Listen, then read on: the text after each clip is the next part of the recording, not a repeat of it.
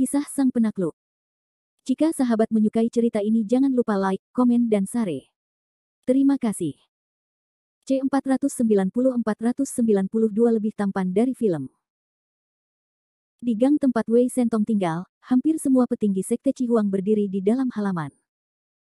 Sekelompok orang ini berbalik dan saling membisikkan sesuatu. Beberapa orang sedang mendiskusikan perjudian hari ini, dan beberapa orang mendesah dengan emosi tentang perjalanan ke Linhai ini.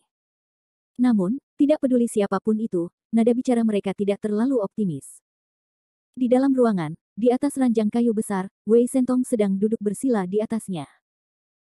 Di samping ranjang, ada beberapa gadis dengan pakaian yang tidak rapi dikelilingi oleh, tetapi saat ini, tidak ada yang berani mengganggu Wei Sentong. Mereka hanya menonton dengan tenang, menyaksikan pemimpin sekte, maha kuasa, keluarga mereka berkultivasi.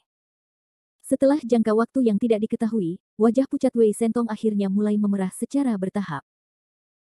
Pada saat ini, seorang sosok paruh baya berdiri dengan hormat di pintu, dan tidak berani masuk, melapor ke pemimpin sekte, Nindi Sue punya berita. Alis Wei Sentong bergetar, lalu, matanya terbuka lebar saat dia berteriak, bicaralah. Menurut laporan mata-mata kami, cucu perempuan Konor Sue telah bersembunyi di dalam villa pemuda itu. Sekarang setelah mereka berdua meninggalkan villa, mereka seharusnya bersiap untuk keluar ke jalan. Wei Sentong menggertakkan giginya dengan kuat dan mendengus marah, sepertinya semuanya seperti yang kuharapkan. Kevin Ye ini sama sekali bukan murid lelaki tua Konor Sue, dia seharusnya adalah bala bantuan yang dipanggil Konor Sue. Aku tidak percaya aku ditipu oleh benda tua ini. Pemimpin sekte, apa yang harus kita lakukan sekarang? Kultivasi Kevin Ye tidak rendah, dengan dia di sisi Nindi Sue, tidak akan mudah bagi orang-orang kita untuk mengambil tindakan, kan? Memang, tendangan Kevin Ye telah menghancurkan dantian seorang ahli tahap sapi harimau, tingkat kultivasi ini sudah cukup untuk mengintimidasi kelompok kultivator sekte Cihuang. Kecuali Wei Sentong sendiri yang bergerak, tidak mungkin baginya untuk merenggut orang itu dari Kevin Ye. Mendengar kekhawatiran bawahannya, Wei Sentong malah mencibir, kultivasi seni bela diri. Apa gunanya itu? Seperti kata pepatah, sekuat apapun seseorang, ia takut pada racun. Setelah mengatakan itu, Wei Sentong tersenyum tipis, berdiri dan berjalan ke pintu, lalu menghadap pria bertubuh besar di pintu, King Tian, jangan lupa apa yang dilakukan sekte Cihuang kita. Meskipun kita tidak pandai seni bela diri, racun adalah kelebihan kita. Jika dia tidak bisa menggunakan kekerasan, maka dia akan memiliki kebijaksanaan untuk mendukungnya. Biarkan Hong Chang dan Ye Hu mempersiapkan diri, dan terus ikuti Kevin Ye dan gadis kecil itu, untuk melihat kemana mereka pergi, dan kemudian temukan kesempatan untuk mengalahkan mereka. Mereka berdua cukup pandai meracuni. Ya, pemimpin sekte, saya mengerti. Setelah mengatakan itu, orang yang bernama King Tian itu langsung mundur selangkah dan berjalan keluar. Namun, Wei Sentong memasang wajah penuh kesombongan, dan berkata, Kevin Ye, orang tua ini ingin melihat apakah kalian masih seberuntung terakhir kali. Kali ini, aku akan membawa kalian kembali, dan memberimu obat pencahar selama 3 hari, dan membiarkan kalian merasakan cairan encer ini. Jika Kevin Ye mendengar ini, dia pasti akan tertawa terbahak-bahak. Wei Sentong ini sebenarnya juga orang yang pendendam. Wei Sentong punya rencananya sendiri, dia tidak mempedulikannya. Saat ini, hari sudah malam. Kevin Ye dan Nindi Sue berjalan bergandengan tangan menuju kota film terbesar di Linhai, Time Warner. Sepanjang jalan, Nindi Sue seperti peri kecil yang bahagia, menarik tangan Kevin Ye dan melihat kemana-mana. Perasaan itu seperti seorang gadis yang sedang jatuh cinta. Itu sangat indah. Di sisi lain, Kevin Ye menatap Nindi Sue dengan senyum penuh kasih sayang, seolah-olah dia bisa melihat banyak bayangan masa lalu di tubuh Nindi Sue. Kevin Ye, menurutmu film apa yang harus kita tonton? Sudah lama sekali kita tidak pergi ke bioskop, kurasa ada banyak film bagus di sekitar sini. Nindi Sue menari dengan gembira dan wajahnya yang sangat cantik menarik perhatian para lelaki di sekitarnya yang tidak bisa menahan diri untuk tidak menonton dari pinggir. Dan Nindi Sue, pasangan ini, pasti akan menjadi nomor 1 di seluruh bioskop jika mereka menoleh ke belakang. Kevin Ye menyapukan pandangannya ke seluruh film yang ditayangkan, lalu tersenyum pada Nindi Sue, ada begitu banyak film, kamu hanya perlu memutuskan. Nindi Sue berseru, dia menggigit bibirnya dengan lembut, lalu dengan hati-hati menatap Kevin Ye dan berkata, Kevin Ye, mengapa kita tidak melihat binatang buas? Dikatakan bahwa ini adalah film Amerika yang besar, tampaknya sangat indah. Kevin Ye terkejut sesaat, lalu tertawa pelan, binatang iblis. Sepertinya hanya sedikit gadis yang suka menonton film seperti ini. Kupikir kau akan memilih untuk bertemu Seattle 2 di Beijing. Nindi Sue tertawa, dan berkata dengan malu-malu, tapi romansa sastra dan seni seperti itu sepertinya bukan sesuatu yang disukai banyak anak laki-laki. Tepat saat Kevin Ye dan Nindi Sue bingung harus menonton film apa, dua sosok diam-diam muncul di ruang tunggu bioskop. Keduanya melihat ke antara kerumunan dan langsung menemukan Kevin Ye dan Nindi Sue. Bagaimanapun, entah itu Kevin Ye atau Nindi Sue, keduanya terlalu mempesona di antara kerumunan. Hehe, Yehu, itu mereka berdua, kan? Ini adalah seorang pria dan seorang wanita. Sial, aku masih bisa mengenali mereka meskipun mereka terbakar menjadi abu. Hehe, tapi, cucu lelaki tua itu benar-benar tidak jelek. Jika kita berhasil mendapatkan wanita cantik seperti ini malam ini, maka kita akan bersenang-senang sepanjang malam. Hong Chang, aku sarankan kau untuk berhenti memukul gadis ini. Pemimpin sekte pasti akan menghibur wanita cantik seperti ini secara pribadi. Oke, pemimpin sekte hanya bisa makan daging, kita hanya bisa menonton, itu tidak adil. Baiklah, berhentilah bertele-tele. Cepatlah dan buat beberapa persiapan. Mari kita lihat kemana pasangan anjing ini akan pergi selanjutnya, jadi kita bisa mulai mempersiapkannya sesegera mungkin. Baiklah, kau tunggu di sini. Aku akan naik dan melihat situasinya. Mereka mungkin tidak mengenalku. Dia harus mengakui bahwa racun adalah masalah teknis, terutama saat menghadapi ahli seperti Kevin Ye. Dia harus berhati-hati, karena jika dia tidak berhati-hati, kemungkinan besar dia akan mati. Jadi, bagaimana mungkin dia tidak mengungkap fakta bahwa dia telah meracuninya? Itu memang sebuah keterampilan. Tepat saat Sekte Cihuang dan Nindi Sue berdiskusi, Kevin Ye sudah membeli tiket. Sambil memegang 2 tiket film di tangannya, Nindi Sue menari dengan gembira. Namun, dengan sangat cepat, Nindi Sue bergumam pada dirinya sendiri, dan mulai merasa bosan. Kevin Ye, filmnya mulai pukul 8, dan sekarang baru sekitar pukul 6, masih ada lebih dari 1 jam lagi, apakah kita harus menunggu di sini lebih dari 1 jam? Kevin Ye berpikir sejenak dan berkata, benar, cukup membosankan menunggu lebih dari 1 jam. Namun, ini adalah pusat perbelanjaan di lantai bawah. Bagaimana kalau kita keluar dan makan sesuatu dulu? Baiklah. Di dunia Nindi Sue, hanya ada 2 hal yang ingin dia lakukan. Dia ingin makan dan berbelanja. Kevin Ye telah sepenuhnya memenuhi semua persyaratan Nindi Sue. Sambil menarik Kevin Ye, tepat saat Nindi Sue berbalik, dia melihat seorang sosok besar berlari ke arahnya. Untungnya Nindi Sue berhenti, atau dia secara tidak sengaja menabrak pria bertubuh besar itu. Kau tidak tahu cara berjalan, namun kau masih berjalan lurus ke arah seseorang saat kau melihatnya. Pria bertubuh besar itu tertawa bodoh, mengusap kepalanya dan berkata, maaf, mataku buruk, penglihatanku 1000 derajat tinggi, aku benar-benar tidak melihatnya tadi. Maafkan aku. Kau tidak cukup baik untuk menonton film. Kevin Ye mengukur pria kekar ini dari atas ke bawah dari satu sisi, dan tertawa dingin, seolah-olah dia telah melihat masalah. Pria kekar itu menyentuh dahinya dan tergagap, kacamataku rusak tadi, jadi aku turun ke bawah untuk memperbaikinya. Tapi itu belum selesai, jadi saya minta maaf karena telah menyebabkan begitu banyak masalah. Setelah mengatakan itu, pria bertubuh besar itu tampak sedikit canggung, dia mengeluarkan selembar uang dari sakunya dan menyinarinya dengan lampu, lalu meletakkannya di depannya, pura-pura tidak melihatnya. Setelah beberapa saat, dia tertawa terbahak-bahak ke arah Kevin Ye dan Nindi Sue, anak muda ini, bolehkah aku merepotkan kalian dengan sesuatu? Mataku benar-benar tidak terlihat bagus. Bisakah kalian membantuku melihat berapa banyak uang yang kumiliki dan berapa nilaiku? Aku takut orang-orang di bioskop itu akan menipuku. Setelah itu, pria bertubuh besar itu mengulurkan tangannya dan memberikan uang itu kepada Kevin Ye. Kevin Ye tertawa, dan mengambil uang itu dari pria bertubuh besar itu, dan tertawa dingin, paman, uangmu 50. Setelah memeriksa uang di tangan Kevin Ye, dia mengembalikannya kepada pria bertubuh besar itu. Pria bertubuh besar itu mengucapkan terima kasih banyak. Anak muda, terima kasih. Terima kasih. Kau orang yang sangat baik. Kevin Ye mencibir, sama-sama.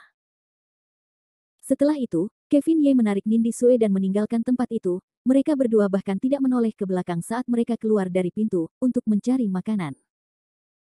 Tidak lama setelah Kevin Ye dan Nindi Sue pergi, seorang sosok yang tampak seperti harimau yang tersenyum muncul di samping pria bertubuh besar itu. Hong Chang, aku tidak menyangka kau akan begitu pandai berpura-pura buta.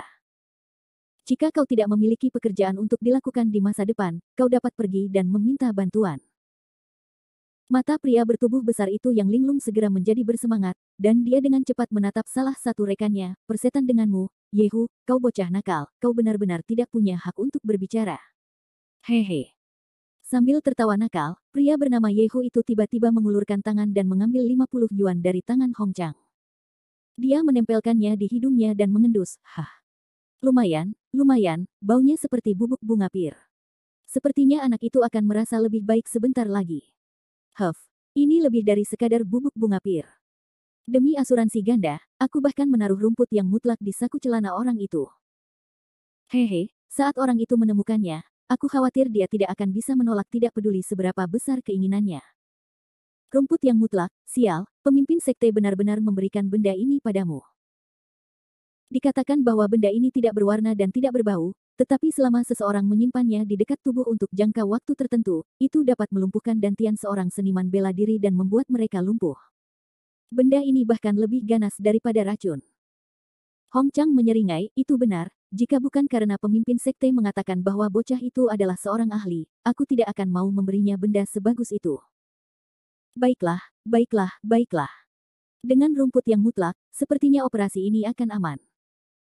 Setelah mengatakan itu, Yehu tidak peduli dengan orang-orang yang lewat dan mulai tertawa terbahak-bahak. Di sisi lain, Kevin Ye, yang berada di sisi lain lift, tertawa main-main, berpikir, orang-orang dari sekte Chihuang, semuanya orang-orang hina, bosan. Nindi Sue juga tampaknya telah menyadari sesuatu yang salah. Dia menatap Kevin Ye dengan aneh dan berkata, Kevin Ye, paman yang rabun tadi tampaknya agak aneh ya. Kevin Ye terkekeh, tentu saja aneh.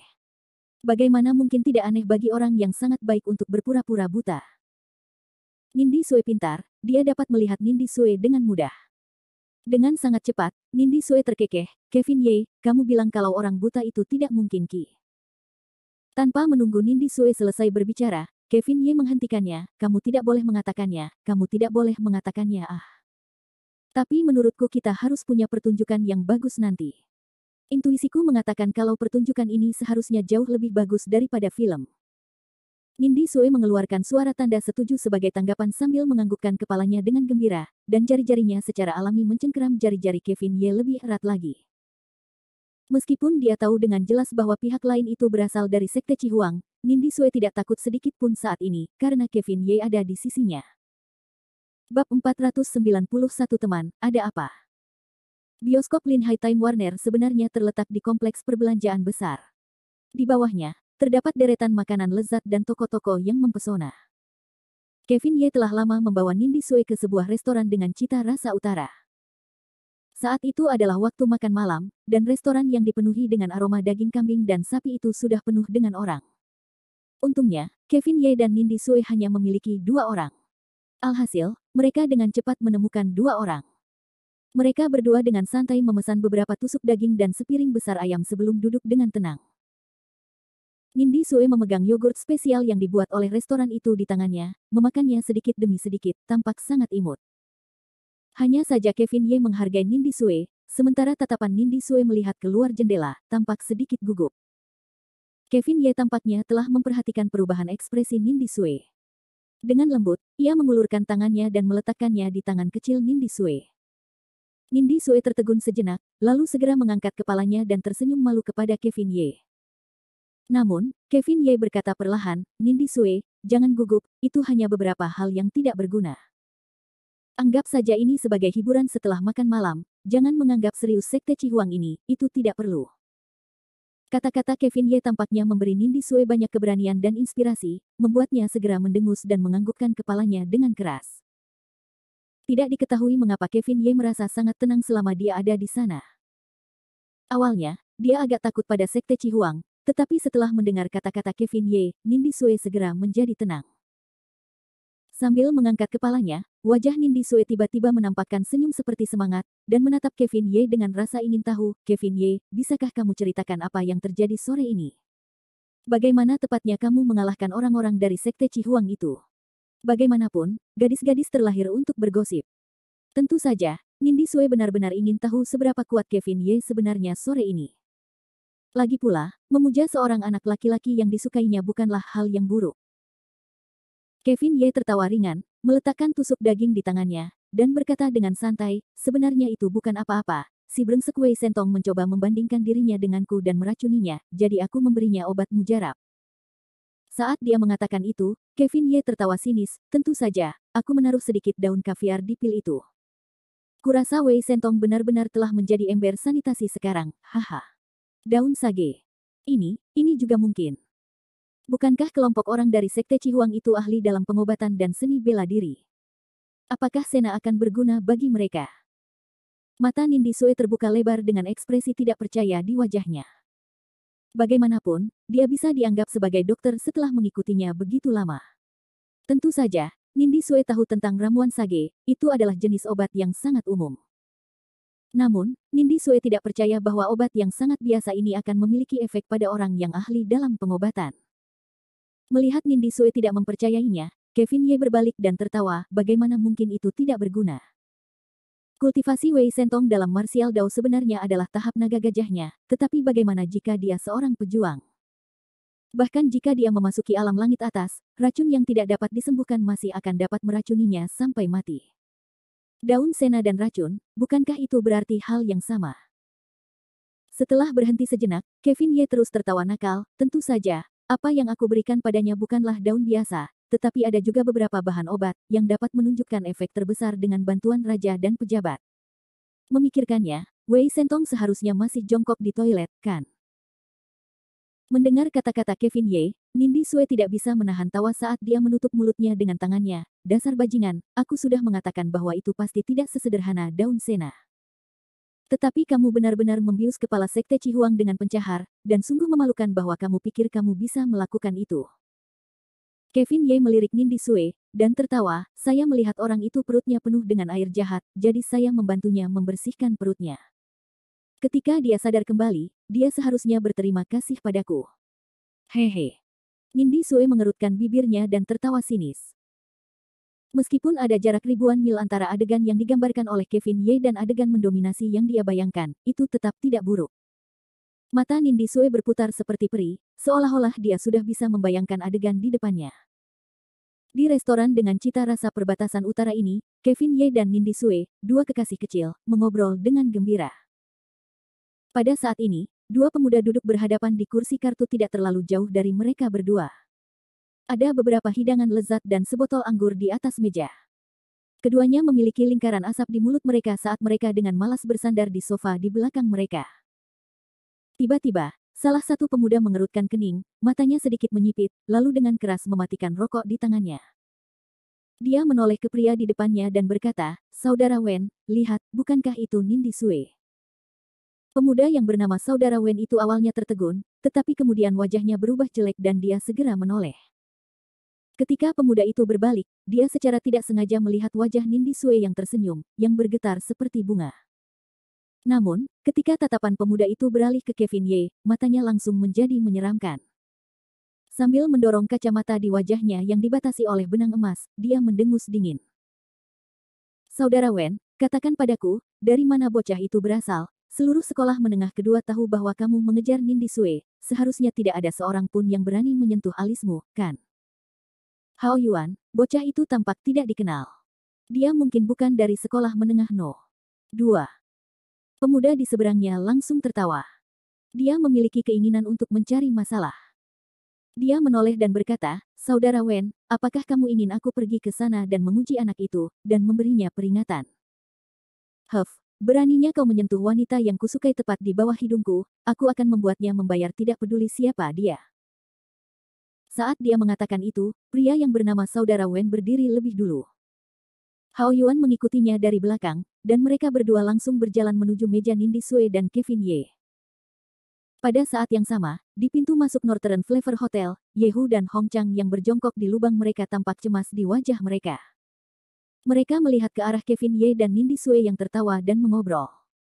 Apa yang terjadi? Hong Chang, bukankah bocah itu dipukuli oleh Pear Blossom Powder? Aku juga tidak tahu. Sambil menyentuh kepalanya, Hong Chang berpikir lama, lalu berkata, mungkin kultivasi bocah itu terlalu tinggi, dia belum mengungkapkan racunnya. Sialan, kita tidak bisa menunggu lebih lama lagi. Jika ini terus berlanjut, cepat atau lambat kita akan ketahuan. Saat itu, jika rumput matahari absolut tidak berfungsi, kita tidak hanya akan gagal menyelesaikan misi, kita bahkan mungkin kehilangan nyawa kita di sini. Hong Chang sedikit ragu-ragu, dia tergagap, Yehu, lalu bagaimana menurutmu? Yehu berdiri di jendela, berpikir sejenak dan berkata, aku pikir itu bagus, kamu tinggal di sini sebagai pengawalku, aku akan memikirkan cara untuk masuk ke dapur, saat itu, aku akan menyamar sebagai pelayan untuk mendekati mereka, dan mengambil kesempatan untuk meracuni makanan mereka. Hong Chang dengan cepat mengangguk, metode ini berhasil. Mereka berdua saling memandang dan tertawa. Kemudian, Yehu berbalik dan memasuki restoran perbatasan utara. Dan kemudian, sosok aneh ini menghilang di antara kerumunan. Kevin Ye, yang awalnya duduk di kursinya dengan tenang sambil memakan tusuk daging dan ingin menjadi pria yang tampan, tiba-tiba matanya berbinar. Sudut mulutnya terangkat saat dia mencibir, kalian masih berani masuk, kalian benar-benar dua orang yang sembrono. Kata-kata Kevin Ye awalnya tentang Yehu dan Hong Chang dari Sekte Chihuang, tetapi siapa yang mengira bahwa kedua pemuda yang saling mencari kesalahan itu saat ini berjalan di belakang Kevin Ye. Mendengar kata-kata kasar Kevin Ye, wajah saudara Wen itu langsung berubah muram. Dengan dua langkah menuju meja Kevin Ye, saudara Wen membanting botol anggur di tangannya ke atas meja, menghasilkan suara keras. Baru saat itulah Kevin Ye bereaksi, dia mengangkat kepalanya dan menatap pemuda itu dengan ekspresi jelek, dan berkata dengan santai, teman, apakah ada sesuatu yang kamu butuhkan?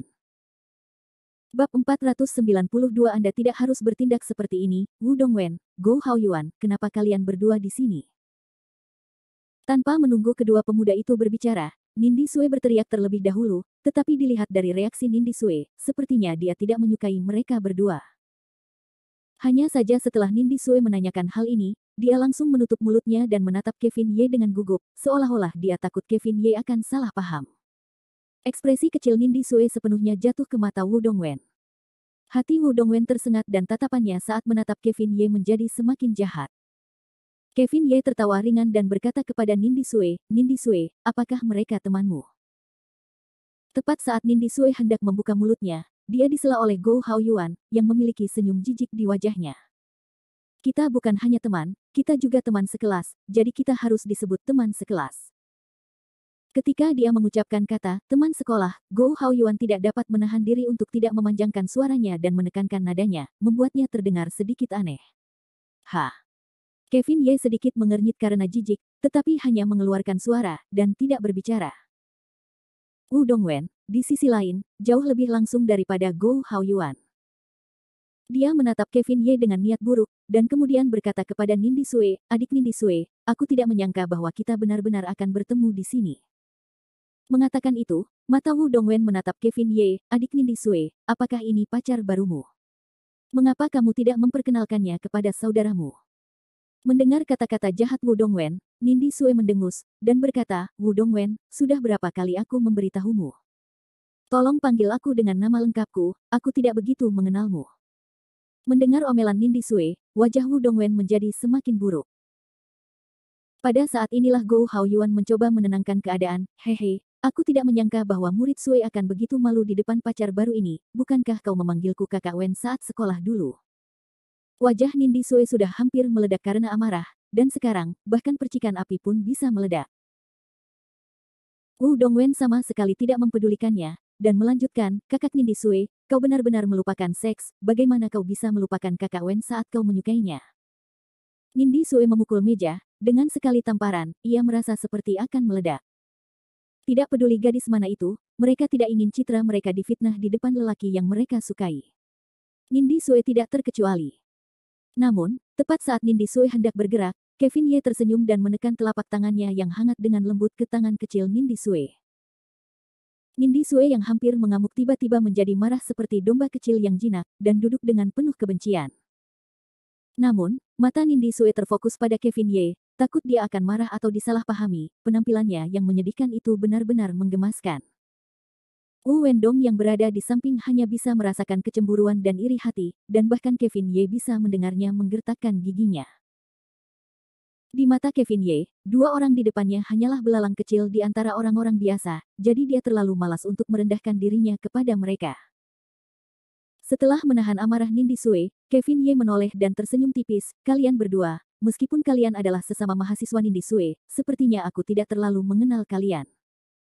Oleh karena itu, setelah salam selesai, kalian berdua harus pergi sendiri. Nada bicara Kevin Ye sangat dingin, dan langsung memberikan perintah untuk pergi, sama sekali tidak menaruh perhatian pada Wu Dongwen dan Gou Haoyuan. Wu Dongwen dan Gou Haoyuan saling memandang. Mereka sangat terkejut melihat bahwa mereka berdua tampaknya menyanyikan lagu yang sama seolah-olah mereka tidak berguna melawan Kevin Ye. Namun, melihat bahwa gadis yang disukainya sedang berkencan dengan pria lain, Wu Dongwen menolak untuk pergi apapun yang terjadi. Gou Haoyuan adalah orang terakhir yang mengatakan itu, dan dengan inspirasi yang tiba-tiba, dia melihat sekeliling dengan putus asa, lalu tertawa, kakak, sebagai pacar mahasiswa Sue, bagaimana kamu bisa begitu pelit? Kita dianggap sebagai kenalan, bagaimana kalau begini, mari kita semua duduk dan minum, dan saling mengenal lebih baik. Gou Haoyuan, kamu benar-benar tidak tahu malu, siapa yang akan mengenalmu? Melihat kedua orang mesum ini tidak pergi, Nindi Sue memutar matanya ke arah mereka dan berkata. Namun, Kevin Ye terkekeh dan bercanda, duduk dan minum. Baiklah, karena hanya kita berdua yang makan di sini, maka agak membosankan. Setelah mengatakan itu, Kevin Ye melambaikan tangannya, dan berkata, pelayan, tambahkan 2 kursi dan mangkuk dan sumpit. Kevin Ye, kamu, Nindi Sue menatap Kevin Ye dengan ekspresi bingung. Namun, karena Kevin Ye telah membuat keputusannya, dia tidak akan menentangnya di depan umum. Namun, Gou Haoyuan dan Wu Dongwen saling memandang dan tersenyum. Kemudian, mereka melihat botol-botol di tangan mereka masing-masing.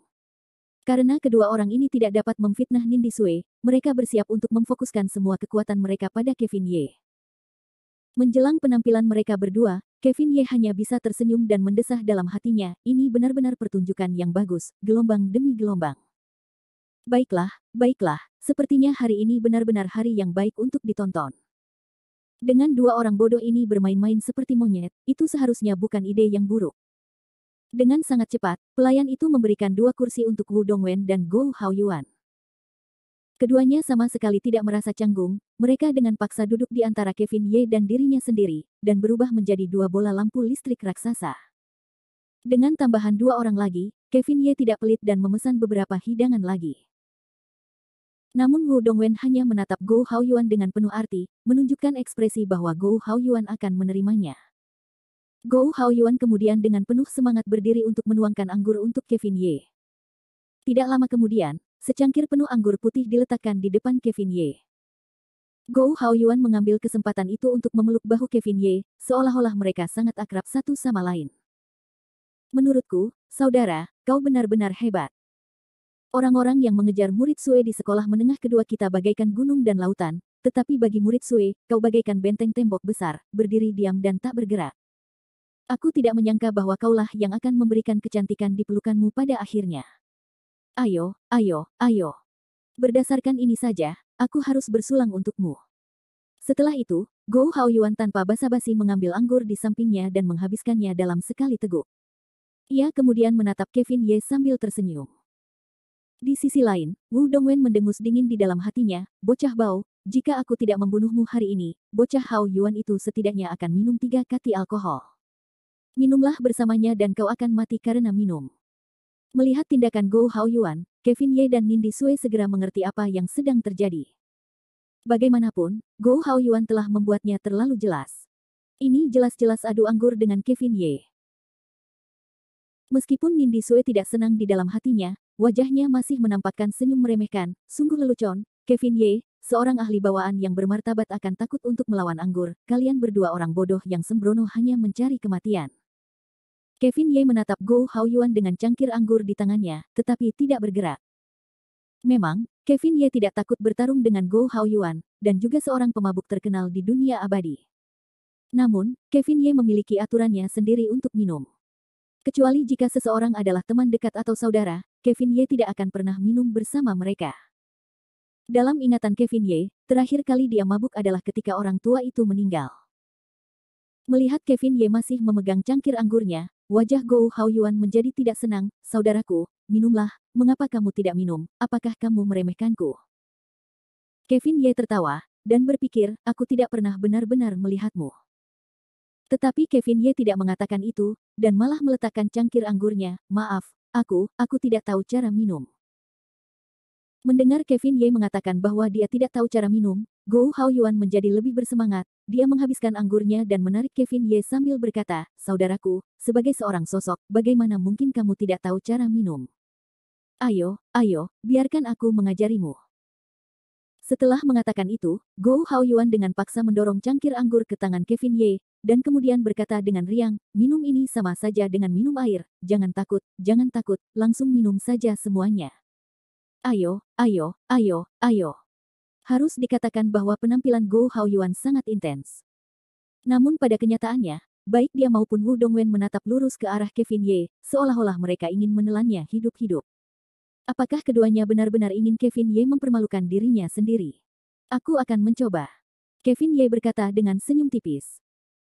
Saat dia berbicara, dia mengangkat cangkirnya dan minum anggur, seperti Gou Haoyuan. Mendengar suara gemericik ini, Wu Dongwen dan Gou Haoyuan merasa sangat senang. Mereka bersiap untuk menghitung sampai Kevin Ye jatuh ke tanah.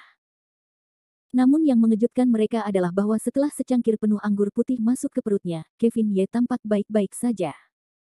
Wajahnya tidak merah, dan jantungnya tidak berdetak. Selain itu, Kevin Ye bahkan telah mengangkat cangkir anggurnya sendiri, dan menuangkan secangkir untuk Gou Haoyuan terlebih dahulu, lalu secangkir untuk dirinya sendiri. Kevin Ye tertawa terbahak-bahak dan berkata, siswa Gou, kamu benar-benar orang yang baik. Aku sebelumnya mengira bahwa anggur putih ini sangat sulit ditelan, tetapi aku tidak pernah berpikir bahwa ini akan menjadi satu-satunya hal yang terjadi. Kali ini, Kevin Ye yang mengambil inisiatif. Bagaimana Kevin Ye terlihat seperti seseorang yang sama sekali tidak tahu cara minum. Itu membuat Gou Haoyuan sangat takut sehingga dia linglung. Nindi Sui hanya menonton dengan dingin dari pinggir lapangan, dan tidak mengatakan sepatah kata pun. Dia hanya tertawa dingin di dalam hatinya.